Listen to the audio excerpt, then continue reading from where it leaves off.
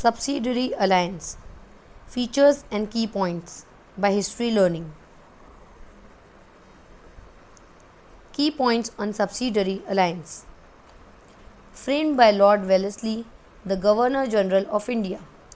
From 1798 to 1805, the Subsidiary Alliance was a major process that led to the building of the British Empire in India. Subsidiary Alliance features. The British East India Company started an outright war of non-intervention policy and the assumption of the territories of previously subordinated rulers to achieve political aspiration, that is, bringing the Indian states within the orbit of British power.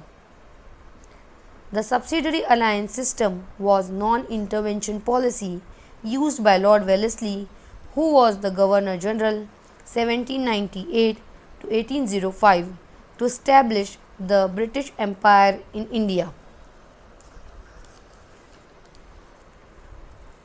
According to this system, every ruler in India had to accept to pay a subsidy to the British for the maintenance of the British army. In return, the British would protect them from their enemies, which gave the British enormous expansion.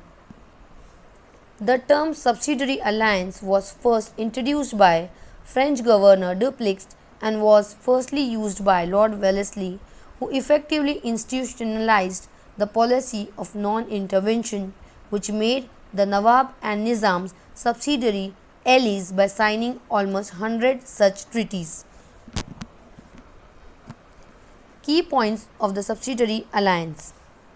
The allies of the Indian states rulers were compelled to accept the permanent garrison of the British army within their territories and to pay a subsidy for its maintenance.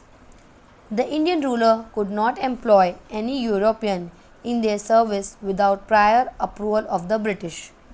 They could not negotiate with any other Indian rulers without consulting the Governor General. A British resident was also stationed in the Indian court. State comes under the periphery of the policy. The Nizam of Hyderabad was the first victim of this policy. In AD 1798, it detached the Nizam from the French and also forbade having alliances with Maratha without British consent. Second state was Mysore in AD 1799. Then Wellesley compelled the Nawab of Awadh to accept the policy of Subsidiary Alliance in AD 1801. In AD 1802, Peshwa Bajirao II also subjugated his state under this policy. Many Maratha states like Bhosle and Scindia in AD 1803 also accepted the terms of policy. The last Maratha confederation, that is Holkars, too accepted the terms of the Subsidiary Alliance. Conclusion.